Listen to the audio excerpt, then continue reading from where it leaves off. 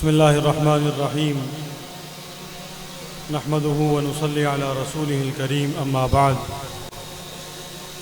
محترم و مکرم معزز حاضرین گرامی، کارکنان و ذمہ داران ماتحت مجالس احرار اسلام پاکستان، ملک بھر سے عقیدہ ختم نبوت کی تحفظ کی خاطر اس عظیم الشان، فقید المثال اور عظیم کانفرنس میں شرکت کے لیے جو ہر اعتبار سے اپنی ایک منفرد تاریخ رکھتی ہے، جس مقام پر آپ بیٹھے ہیں، یہ مقام کوئی معمولی جگہ نہیں ہے۔ آپ بہت ہی خوش نصیب ہیں، مبارکباد کے مستحق ہیں کہ آپ حضرات ایک ایسی مسجد میں تشریف فرما ہیں کہ جس مسجد کی نشاندہی خود رسول اللہ صلی اللہ علیہ وسلم نے فرمائی، اور یہ مسجد خالصتاً عقیدہ ختم نبوت کے تحفظ کے مشن کی بنیاد رکھنے والے حضرات نے اس کا سنگ بنیاد رکھا۔ ابنائے امیر شریعت، بالخصوص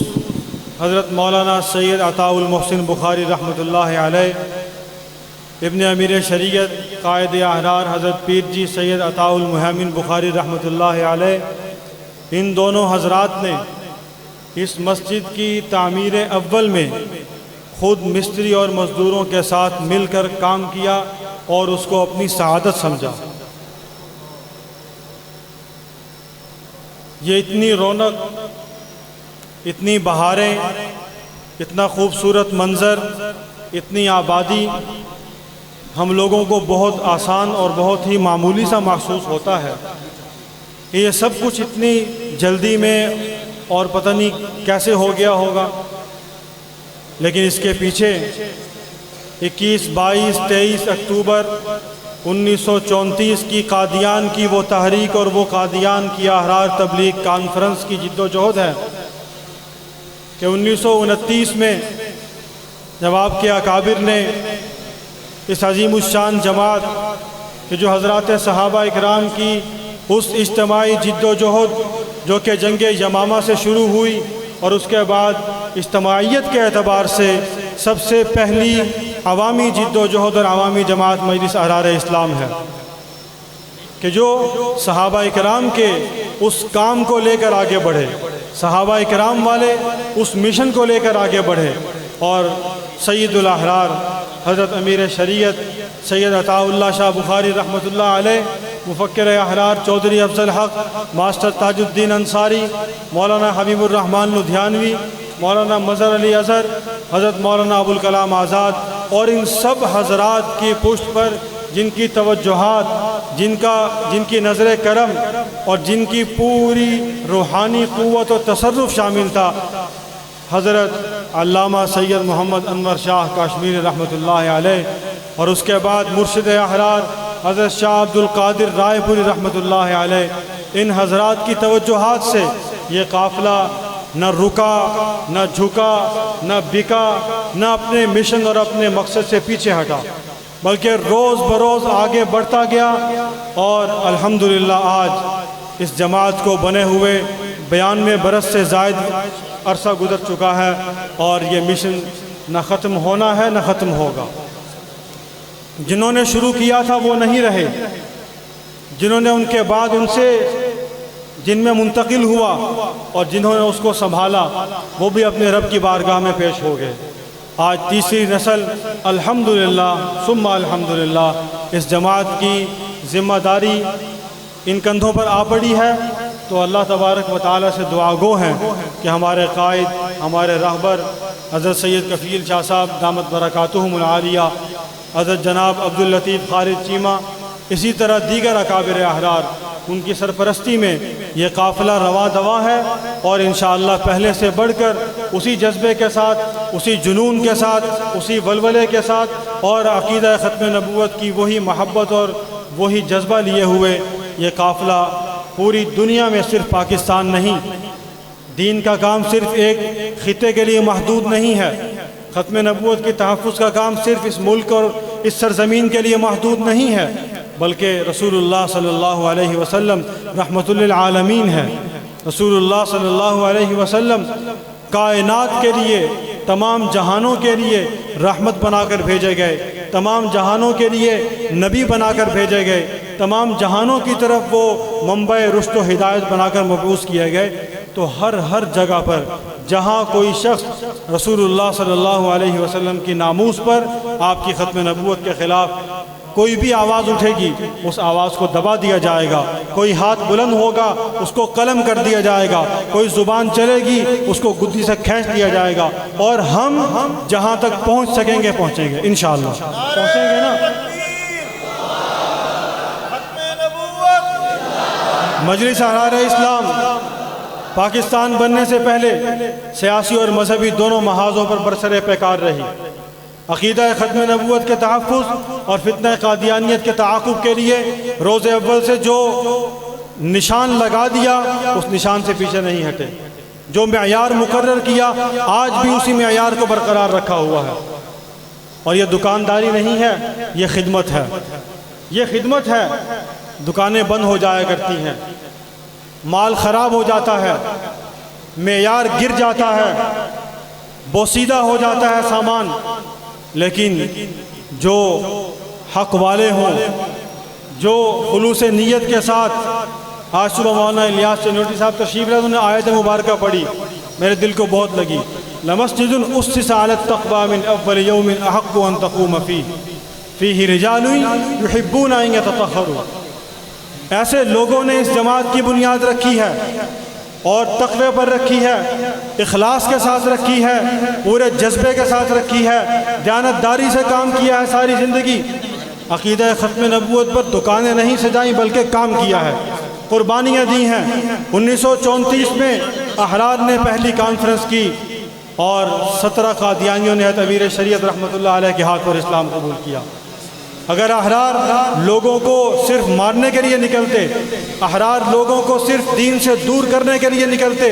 احرار لوگوں کو عقیدہ ختم نبوت سے پیچھے ہٹانے کے لیے نکلتے اور نفرتیں پیدا کرنے کے لیے نکلتے، تو پھر قادیانی اسلام قبول نہ کرتے۔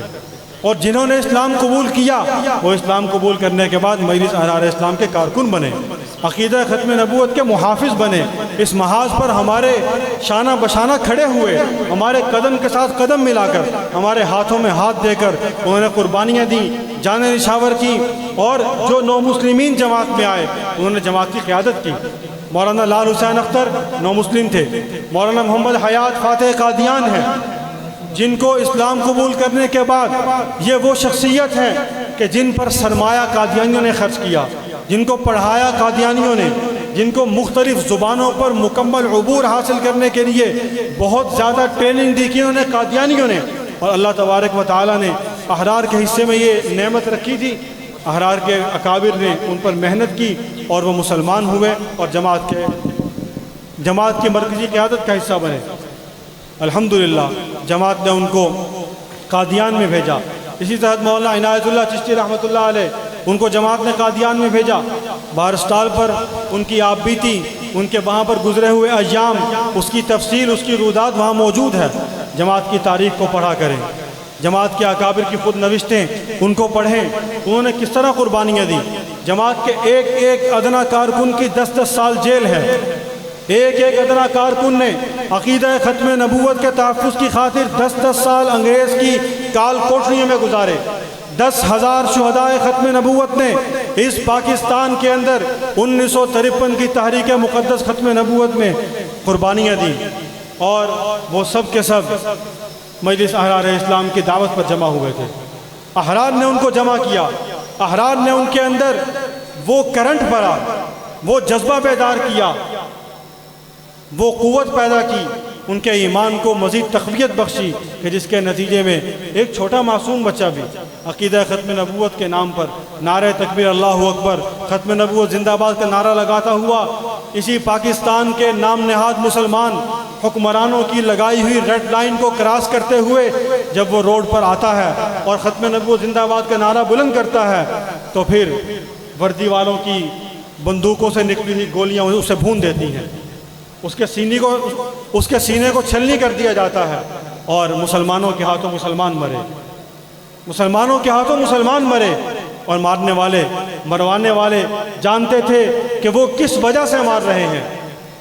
اور انہیں معلوم تھا کہ وہ رسول اللہ صلی اللہ علیہ وسلم کی ختم نبوت کے تحفظ کے لیے کھڑے ہیں، کسی سے مال لینے نہیں آئے تھے، کسی سے قرض مانگنے نہیں آئے تھے، اور نہ ہی وہ کسی کے قرض کے دیندار تھے، کچھ بھی نہیں تھا، بلکہ صرف اور صرف ان کا ایک ہی قصور تھا جو آج احرار کے ہر کارکن کا قصور ہے، اور یہی قصور نہیں، ہم اس کو اپنے لیے اعزاز سمجھتے ہیں۔ جب تک زندہ ہیں اس نام پر زندہ ہیں، اسی نام پر مریں گے، اور اسی نام پر مرنا چاہتے ہیں، اسی نام پر مرنا چاہتے ہیں۔ ہمیں اگر کوئی عزت ملی ہے تو اس نام سے ملی ہے، اور جو شخص اپنے محسنوں کا احسان فراموش ہو اس سے گھٹیا کوئی شخص دنیا میں نہیں ہے۔ ہم احسان فراموش نہیں ہیں، رسول اللہ صلی اللہ علیہ وسلم کی ختم نبوت کے تحفظ کی خاطر عطا اللہ شاہ بخاری سے لے کر مجلس احرار اسلام کے ایک ایک کارکن کی پہچان یہی ہے، یہی پہچان ہے۔ انہی کا نام ہے کہ 60 سال گزر گئے اس شخص کو اس دنیا سے رخصت ہوئے، آج تک اگلی نئے پیدا ہونے والی نسل جو ہے اس میں بھی یہ نام منتقل ہو رہا ہے۔ وہ جانتے ہیں، انہوں نے نہیں دیکھا، انہوں نے نہیں سنا، اب موجودہ نسل نے ان کی اولاد کو بھی نہیں دیکھا، لیکن وہ سب ایک شخصیت کو جانتے ہیں کہ عطا اللہ شاہ بخاری کوئی شخص تھا جس نے عقیدہ ختم نبوت کے تحفظ کے لیے لوگوں میں آگ بھڑکائی، لوگوں کے خون کو اس نے کھولا دیا، انہیں لوگوں کے اندر سے چین سکون ختم کر دیا، ان کو بے چین کر دیا کہ تم کلمہ پڑھنے کے بعد، اسلام لانے کے بعد، رسول اللہ صلی اللہ علیہ وسلم کو آخری نبی ماننے کے بعد، کہ جب ہمارے نبی صلی اللہ علیہ وسلم کے خلاف کوئی شخص ان کے منصب ختم نبوت پر ہاتھ ڈالنے کی کوشش کرتا ہے، اور ہم سکون سے گھروں میں بیٹھے ہوئے، ان کو باہر نکالا، ان کے گھر میں گئے قادیان میں، اور اسی سنت کو زندہ کرتے ہوئے ابنائے امیر شریعت، جانشین امیر شریعت، قائد احرار، امام اہل سنت حضرت مولانا سید ابو معاویہ ابو ذر بخاری رحمۃ اللہ علیہ کی قیادت و سیادت میں تمام چاروں کے چاروں ابنائے امیر شریعت اس جگہ پہ آئے۔ اس وقت آئے کہ جب یہاں کچھ نہیں تھا، چٹیل میدان تھا، ایک رات میں فروری کے مہینے میں سخت سردیوں میں یہاں وہ لوگ موجود ہیں جن کو وہ جمعہ پڑھنے کی سعادت حاصل ہوئی، رحیم یار خان کے لوگ بہت ہی محبت والے ساتھی ہیں ہمارے، وہ پہلا قافلہ ہے جو یہاں پہنچا، اس دور میں پہلا قافلہ ہے جو 27 فروری 1976 کو جب اس مرکز احرار کی افتتاحی تقریب ہوئی، اسی مسجد کا سنگ بنیاد رکھا گیا، تو پہلا قافلہ جو سر بکف سر بلند ہمارے احرار کارکنوں کو یہاں پہنچا، وہ مجلس احرار اسلام رحیم یار خان کے کارکنان تھے جو یہاں تشریف لائے۔ 4 سے 5 اضلاع کی پولیس نے اس پورے شہر کو اپنے گھیرے میں لیا، پتہ نہیں یہاں کیا ہو جائے گا۔ 1976 سے 2021 آ گیا، اب تک تو کچھ نہیں ہوا، راستے روکے گئے، ہمارے روکے گئے، کام کرنے سے روکا گیا، ہمیں روکا گیا، رکاوٹیں ہمارے مقابلے میں کھڑی کی گئیں۔ آج بھی آپ یہ اجتماع کر رہے ہیں، ہم انتظامیہ کے مشکور ہیں کہ جنہوں نے ہمیں اس کی اجازت دی، لیکن دشمن سے باخبر رہنا چاہیے، اپنے دشمن کو پہچاننا چاہیے۔ دشمن نے آپ کیا سمجھتے ہیں کوشش نہیں کی؟ پتہ نہیں 20 درخواستیں وہاں گئیں کہ یہ اجتماع نہیں ہونا چاہیے، اس اجتماع کو رکوائے، انتشار پیدا ہوتا ہے، ہراسمنٹ کرتے ہیں، پریشان کیا جاتا ہے۔ آج تک کسی ایک قادیانی کو کوئی نقصان پہنچایا ہو؟ آج تک کسی ایک قادیانی کے کسی مکان کے شیشے کو بھی توڑا ہو؟ بلکہ احرار کی محبت سے، احرار کی دعوت سے، احرار کی کوششوں سے انہی کے گھروں سے لوگوں نے اسلام قبول کیا۔ یہ تو وہ ہیں کہ جو اپنے اندر کے لوگوں کو بھی ان کی بے چین ہونے کی وجہ سے، کہ جب وہ ان پر کفر واضح ہونا شروع ہوتا ہے تو پھر ان میں بے چینی پیدا ہوتی ہے، جب بے چینی پیدا ہو جاتی ہے پھر وہ دین کی طرف آنے کا داعیہ پیدا ہوتا ہے، وہ اسلام قبول کرنے کے لیے کوشش کرتے ہیں، رابطہ کرتے ہیں، ان کو علم ہو تو فوراً ان کو مروا دیا جاتا ہے۔ کتنے لوگوں کو مروایا گیا یہاں پر؟ رانا ابرار ایک شخص تھا جو مسلمان تھا، قتل تو ہمارے مسلمان یہاں ہوئے، لاشیں ہم نے یہاں اس ربہ میں اٹھائیں، اس چناب نگر میں اٹھائیں۔ قادیانیوں کو کس کی لاش اٹھانی پڑی؟ کوئی زخمی بھی اٹھانا پڑا؟ کوئی ثبوت دیں احرار کی 1976 سے 2021 تک کی تاریخ میں کوئی نقصان ہوا ہو، جانی نقصان، مالی نقصان، املاک کا نقصان، سرکاری املاک کا نقصان، کچھ بھی تو نہیں ہوا اب تک۔ اور یہی دلیل ہے اور ثبوت ہے ہمارے پرامن ہونے کا۔ ہماری جد و جہد عقیدہ ختم نبوت کے تحفظ کی جد و جہد ہے، ہماری جد و جہد غیر مسلموں کو دین اسلام کی طرف لانے کی جد و جہد ہے، ہماری جد و جہد اس شہر کو آزاد شہر ویسا ہی دیکھنا چاہتے ہیں ہماری جد و جہد اس کے لیے ہے کہ ہم اس شہر کو ویسا ہی آزاد شہر دیکھنا چاہتے ہیں اس طرح کے پاکستان کے دوسرے شہر آزاد ہیں۔ اس شہر کا کوئی کونا ایسا نہیں